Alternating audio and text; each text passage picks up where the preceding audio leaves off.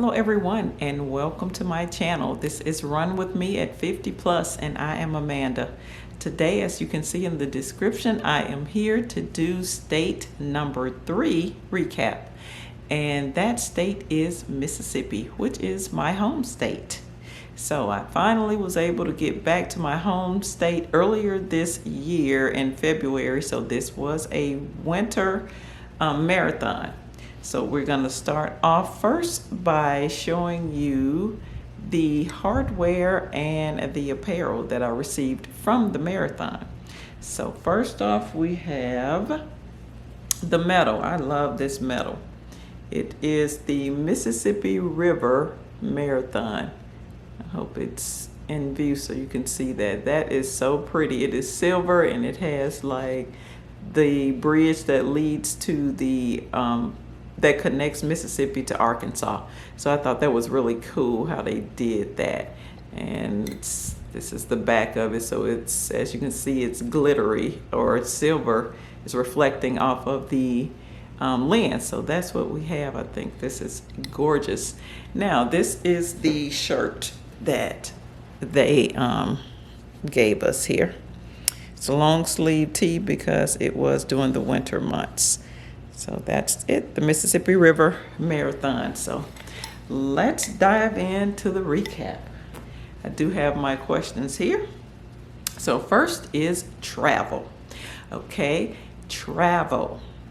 I live in the state of Georgia, and the Mississippi River Marathon takes place in a city called Greenville, Mississippi. So that will take me roughly 6 hours to get there. So what I did was I did drive, and since I am from the state of Mississippi, I have relatives there. So I was able to go and stay with my relatives there. So I went down the night before the race, which is, the race was on a Saturday, because I do remember that I actually came back to Georgia and did another race the very next morning.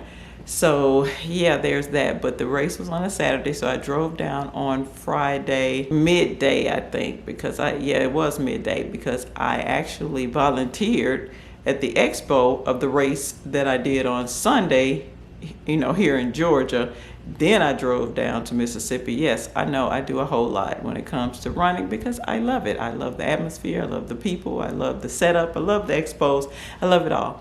But anyway, so drove down there midday, and I was able to stay at my aunt's house. So that worked out perfectly for travel. So once again, there was no money spent on lodging. Only thing I had to do was get gas. So that worked out fine. Drove there, didn't have any problems.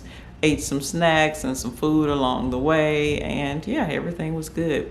So I got there and got to what will lead me right into our next question or statement or topic, is the expo. So I drove straight from Georgia to the expo because I knew that they was going to stop that Friday evening around 7 p.m. This was Central Standard Time. So I drove there, and I was able to pick up my race bib and my shirt, the shirt that I have on here. Kind of look around. It was a pretty small expo. They had a few vendors there that was that was advertising the goos and hydration. I don't think they had any reps for shoes, but they had like sunglasses, just other like running apparel and things like that. So that was that. I did that expo, probably was in and out in about 20 minutes or so, talked to a couple of the runners that were going to be running the next morning, and that was it. Now, on to our next question, which is the pre-race day dinner.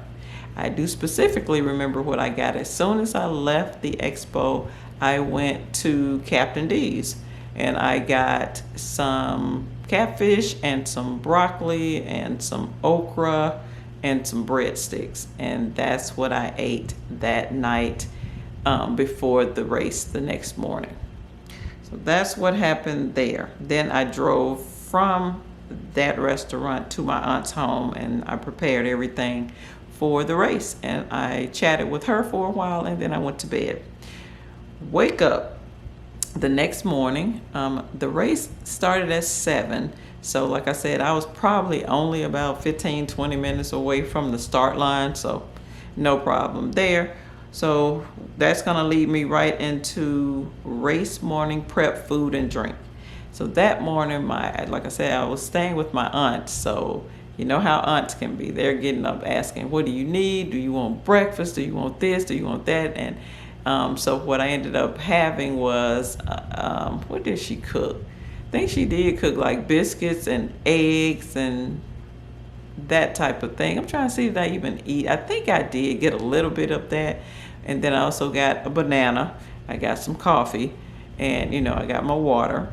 And then I prepared all of my items, which was, I had on my hydration vest again. Typically for 26 milers, I do wear the hydration vest. I'm glad I did for this one because it was pretty warm and humid for this race. But anyway, so I had that full of electrolytes and water, and that's what I started the race with. Okay, so now the race itself, like I said, it was a smaller race. I think there may have been a total of maybe 700-800 people total between the half marathon and the marathon. So I got there, I was able to park right up close to the start line, and we started at 7. So I took off at 7, me, my hydration vest, and my Hoka Clifton 9s. We set off. I had on, I think I'm going to try to find some pictures again to put into the video, but I had on long black running pants with the side pockets on them, so I was able to put my phone in there. But I could have also put my phone in my hydration vest, so I like having options for my phone because for some reason this phone is pretty heavy.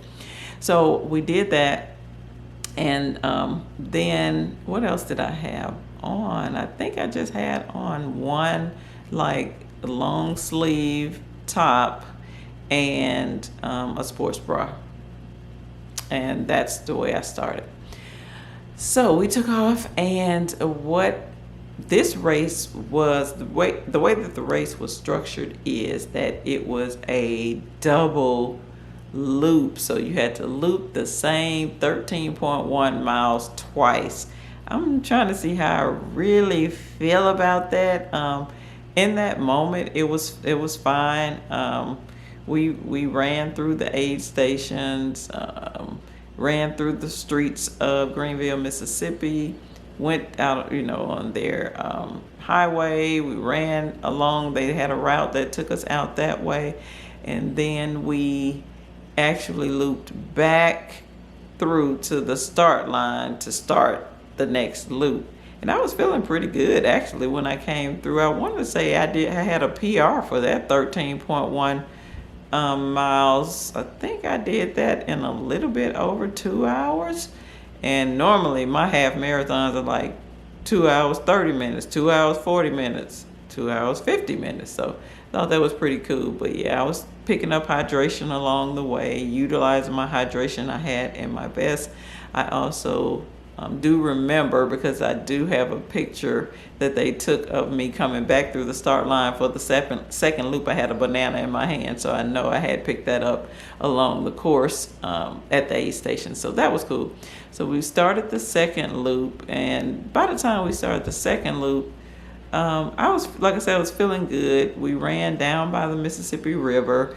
That was pretty cool. We got to see some of the casino boats that was sitting out on the river. And I wanted to say around mile 18 is when I started feeling a little tired, because we were going out into this neighborhood. Because anybody that knows Mississippi is pretty flat, but it's a lot of like fields, cotton fields, different kind of crop type, agriculture type area. That's the way Mississippi is. So we were going out that way, and it wasn't a whole lot to look at. I saw a couple of large homes and, like I said, a lot of fields. So I was starting to kind of get in my head and feel a little tired.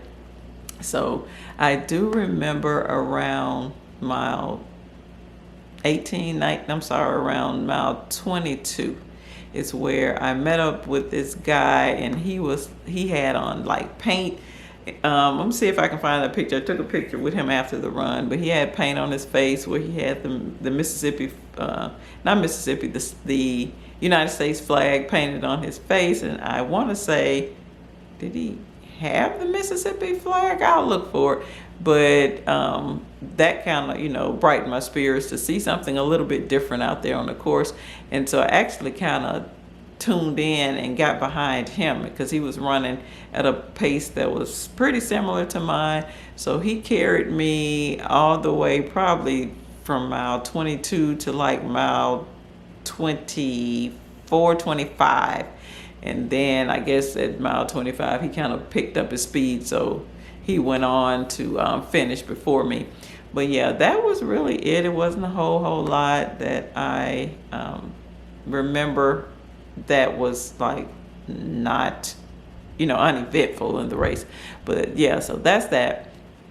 I do recall my aunt and my boyfriend were at the finish line, so I did actually have people there for this race to kind of cheer me on. And I was coming in and I did hear them, just saying, come on, and rooting me on to come on in. And I got done with that race at, I think this was a 5 hour, 12 minutes, something like that, 5 hour, 13 minutes.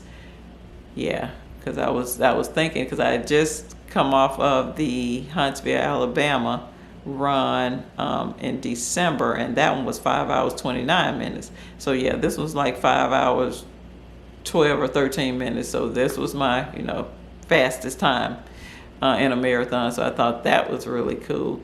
So yeah, and speaking of my fastest time, that actually got me an award. I was first place in my age group. How they rank them, age 50 to 54 category. So that leads me to the trophy that they gave me. This is the trophy that I received here. Pretty cool. It says first place, female 50 through 54, first place. So yeah, that's really cool. I hope there it is. Yeah. So that was really exciting. And like I said, that was another race in the books, and it was, like I said, it was challenging, but not, it's 26 miles. It's always going to be pretty hard. But yeah, so that was really kind of how that ended. Let's see, the next question is after race dinner and other activities. After the race, I do have a rental property there, so I had to go.